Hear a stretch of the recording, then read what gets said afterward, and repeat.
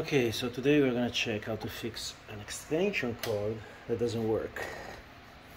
This one looks like it's bad in the female part, but who knows? We just don't find continuity on this side to that side, but it could be one or the other one. I'm gonna show you how to check. Okay, so when you connect it, you see there is this light in this case that tells you that the power is there. That's they put the LED on the hot side, and I was not understanding why it was turning on and off. And then I examined the wire and look what I found. So that has been cut. So now the decision is, or we remove this side and we put a new one right here, or we just try to fix that.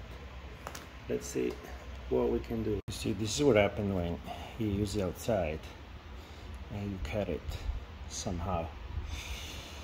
So see, both the black and the white, black should be the hot and white should be the neutral. They're both cut, so there is nothing you can do but just cut it away. Okay, so now we're gonna have 3 wires to connect: the ground, the neutral, and the hot. Of course, the other side has to be unplugged. If not, you're gonna make a big short.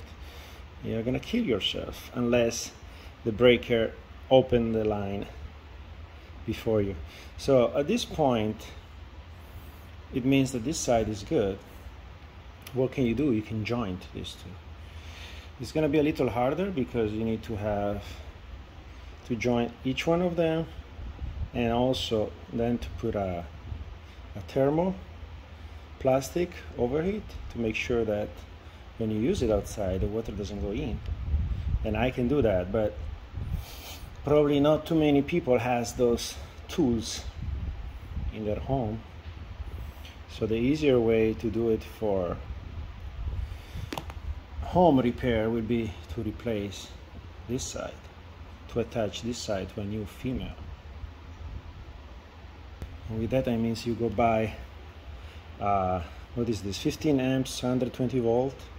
This one is from Harbor Freight. You can buy anywhere, Walmart, any hardware store, online, wherever you want.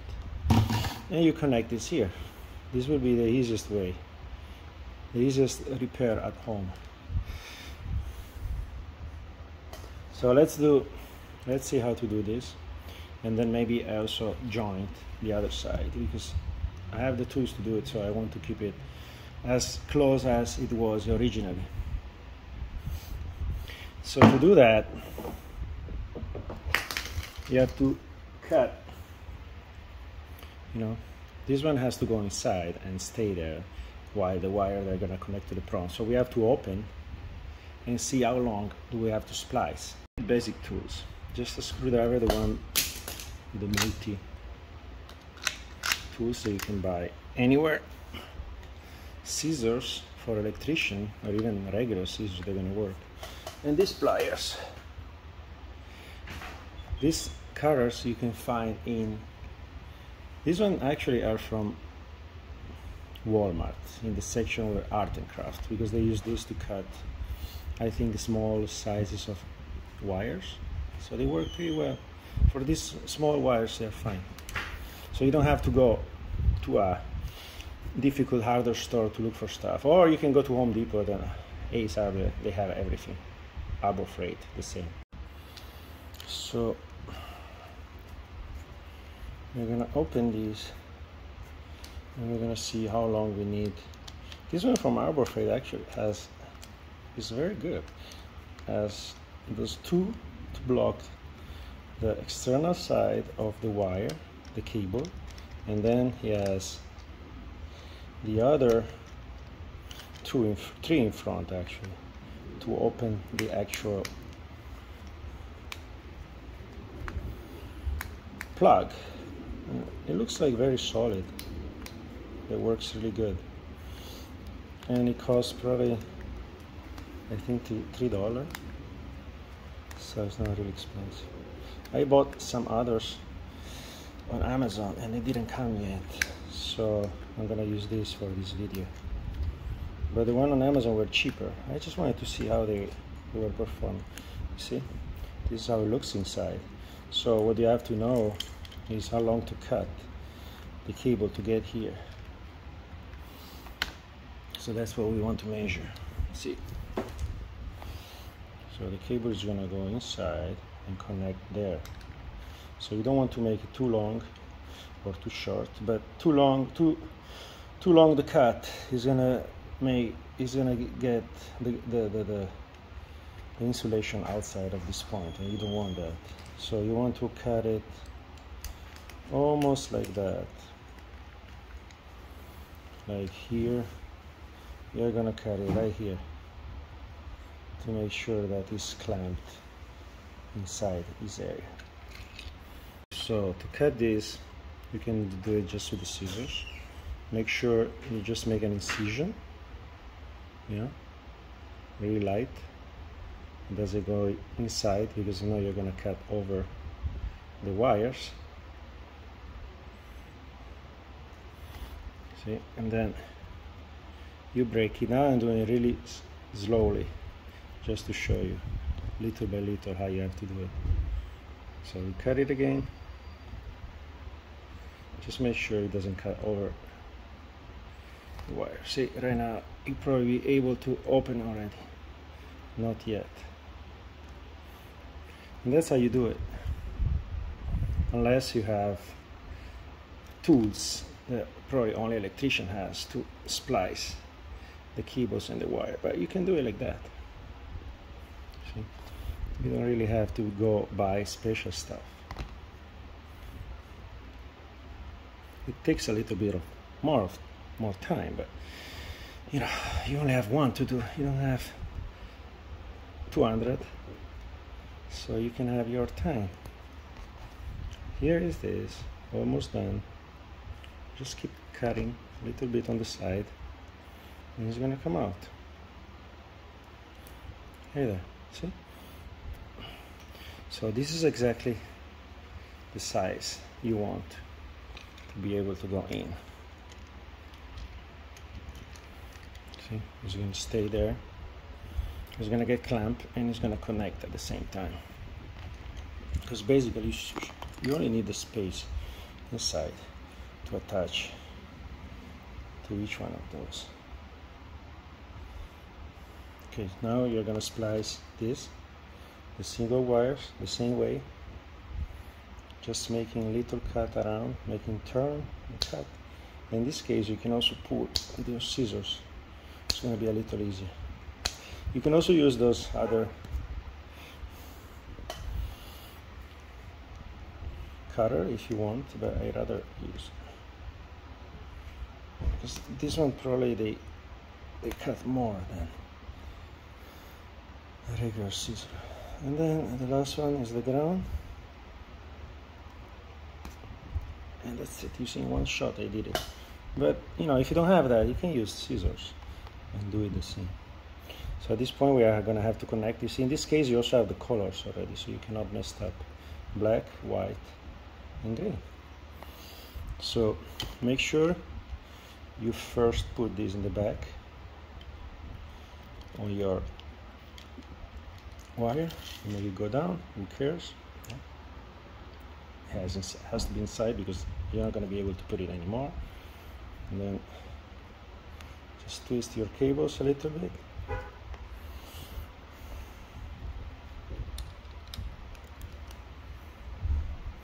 And now we connect it. Okay, like this. I mean, you cannot mess it up, because those are always together. And it's also written here, even if it's not important, but you always have the power. See, VW is the neutral and this is the ground, so this is the hot. Usually that's how they identify it. The ground is in the back. So what you want to do is to make sure that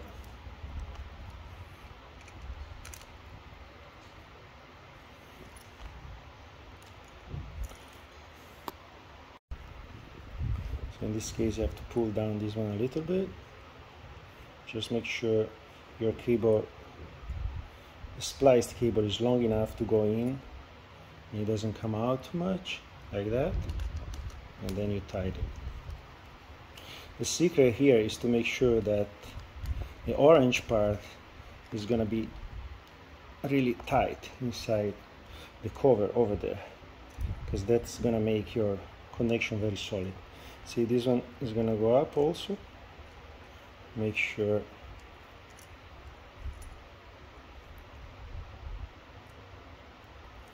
you want to put it all the way in.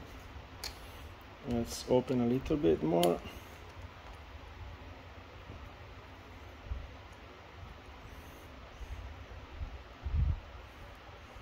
See, avoid to do this. When one of the little wire comes out, do it again.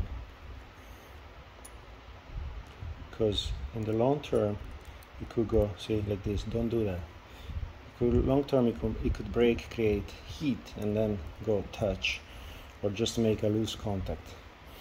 It needs a little bit of patience. Do it again and open here. Maybe if you have a small screwdriver, or you can use the other side. You just open a little bit. You see.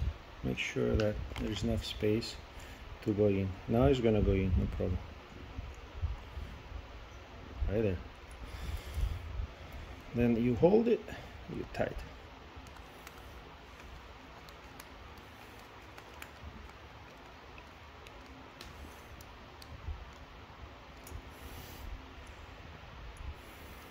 Then the last one is gonna be your ground. It's very important, always connect the ground, if you have the ground obviously on the extension cord.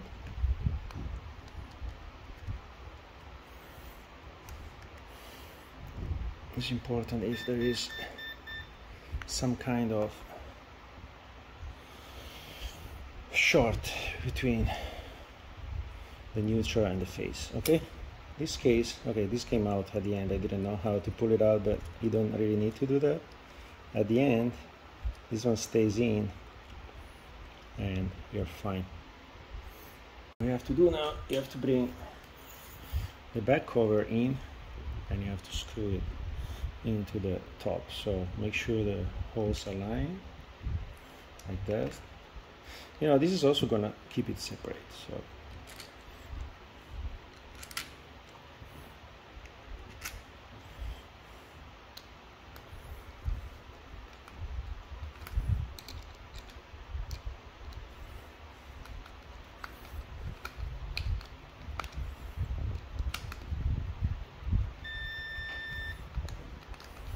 there are other prongs that they have LEDs light like the original one. Maybe if you use that, especially if you use that outside, you want to have it, because it's gonna give you an idea if it is working or not, because maybe you have another cut, you didn't see that, and you don't want to have a cut on it. So you see right now the back is gonna hold, so you just keep it steady inside and you tight this one and this one, and that's gonna make a solid hold on your cable, and that's what you want to have, to make sure that the wires inside, even if you pull it, the wires inside, they're never gonna disconnect. See, you need really to have this to go as much as you can to hold on the, yeah. Unfortunately, these screws are always really weak, so it's very easy to damage them, but there's nothing you can do. That's what they provide. You see, this is very, very solid now. Just make sure you don't destroy it before to finish. I put it flat because it's easier to hold. See, this is gonna be your done job, and I'm gonna show you that it works. I'm pretty sure it works. Oh, let's show you how to check with the multimeter first. I have a multimeter that probably you're not gonna find in the store, but I have it on my eBay store. That you don't have to set anything, you just turn it on. Actually, I have a flashlight here. There should be a flashlight. Yes, right there.